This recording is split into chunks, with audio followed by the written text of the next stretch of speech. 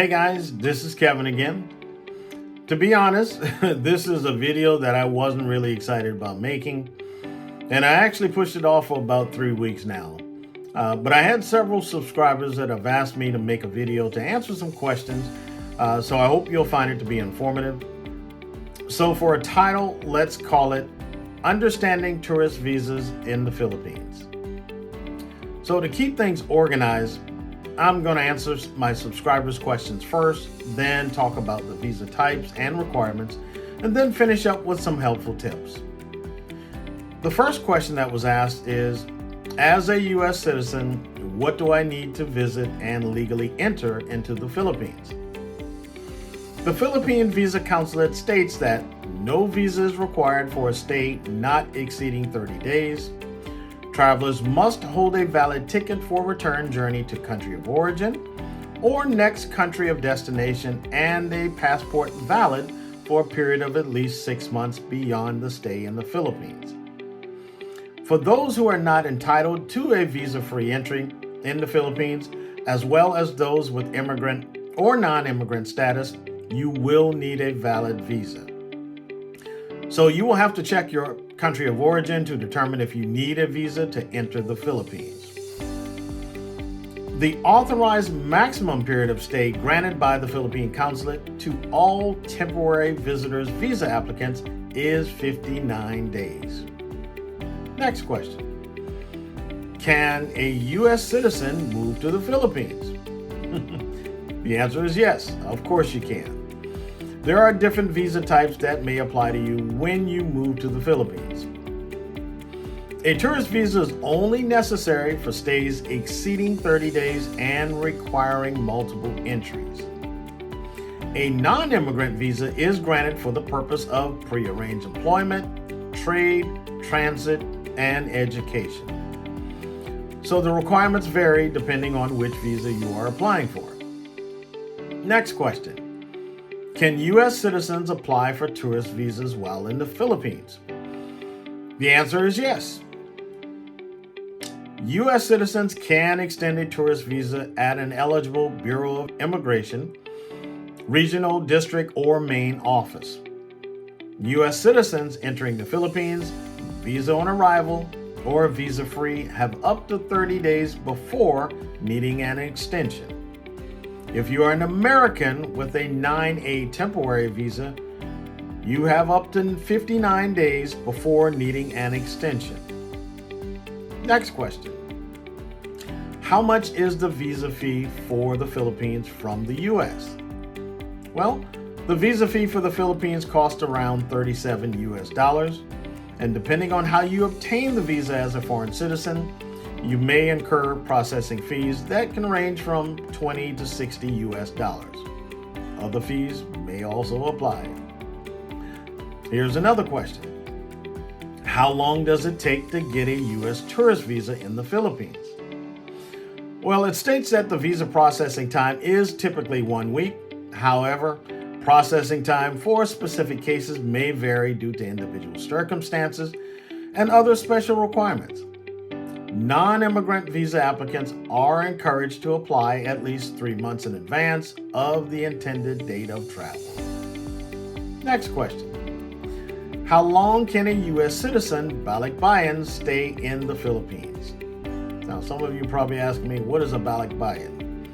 A balikbayan is a Filipino citizen who has continuously been out of the country for at least 1 year, or a Filipino overseas worker, a former Filipino citizen or alien spouse, and children of balikbayan who are traveling together with the balikbayan. Of course, they are allowed a 1-year visa-free stay for Filipinos working overseas and for former Filipinos who have acquired citizenship in certain countries. Visitors who are admitted as balikbayan are given an initial stay of 1 year. Their stay may be extended for an additional 1, 2, or 6 months at the Visa Extension section of Bureau of Immigration Office. Next question. How long can a U.S. dual citizen stay in the Philippines? The answer is indefinitely. provided that upon your arrival in the Philippines, you present before the Philippine immigration officer your valid U.S. foreign passport and your dual citizenship documents. The exception is when you travel with your foreign husband, wife, and child. Next question. What American banks have branches in the Philippines? The commercial banking system includes 3 U.S. foreign banks, which first one is Citibank, which operates 6 full-service Citibank branches in key locations in Metro Manila and Metro Cebu, Bank of America, as well as J.P. Morgan Chase. Now, let's talk about visa types and requirements. Depending on your country of origin, you may not need a visa for visits of up to 30 days. With a tourist visa, longer visits of less than 60 days are possible as well.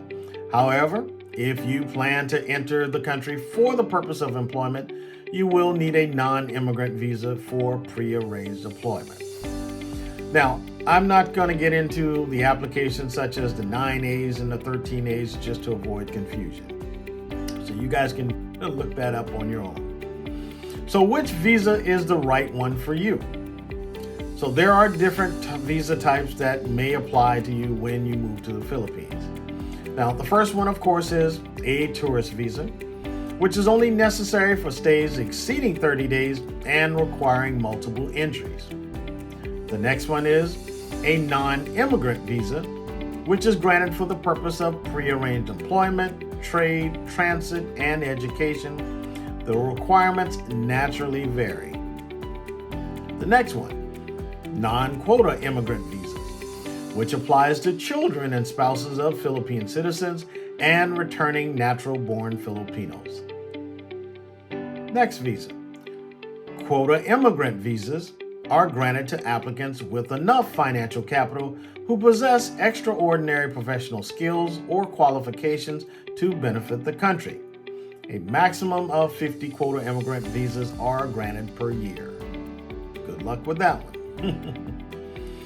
The Special Resident Retiree Visa, which is the famous SRRV, which you've probably heard of, is a non-immigrant visa that allows multiple entries and indefinite stay. To participate in this visa program, applicants must submit a deposit depending on their age and retirement pension. If you receive a pension and you are at least 50 years old, then the required deposit for a special resident retiree visa is $10,000 plus a monthly pension of $800 for a single applicant and $1,000 for a couple. If you receive no pension and you are at least 50 years old, then the required deposit is $20,000. And for applicants aged from 35 to 49, the deposit is $50,000. For former Filipino citizens who are at least 35 years old, regardless of the number of their dependents, for ambassadors of foreign countries who have served and retired in the Philippines, and for current and former staff members of international organizations who are at least 50 years old, the deposit only amounts to $1,500. Go figure. For more details on the individual visas and how to apply, see the Filipino Bureau of Immigration. Visa requirements. The visa requirements for the Philippines vary significantly, depending on the purpose and the duration of your stay.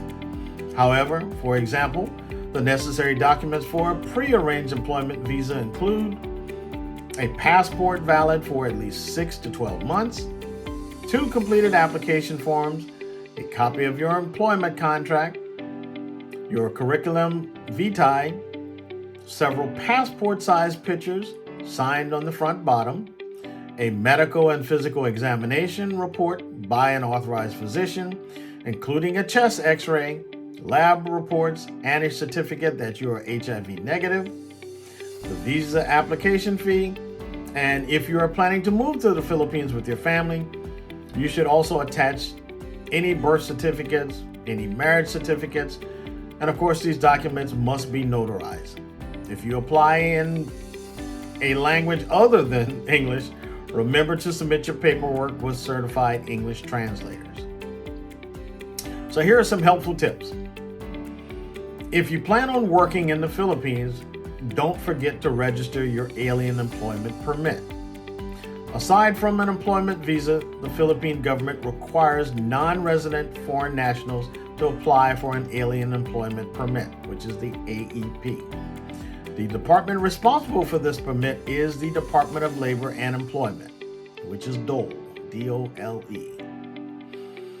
Now, you can try to apply for an AEP at your nearest consulate or embassy. However, your application will be more successful if you submit it through your prospective employer at one of the DOLE's regional offices. How long your AEP remains valid depends on the duration of your work contract and the nature of your position at your company in the Philippines. Now, when submitting your visa application, you will need to provide an application for an ACR I-card along with it. The ACR I-card costs around $50 and is a microchip-based identification card that carries all your information relevant to immigration officials, such as your name, date of birth, age, and visa type. The card also serves as an immigration clearance certificate, which is the ECC, reentry permit, RP, and special return certificate, which is the SRC. So guys, that's all I have for you today.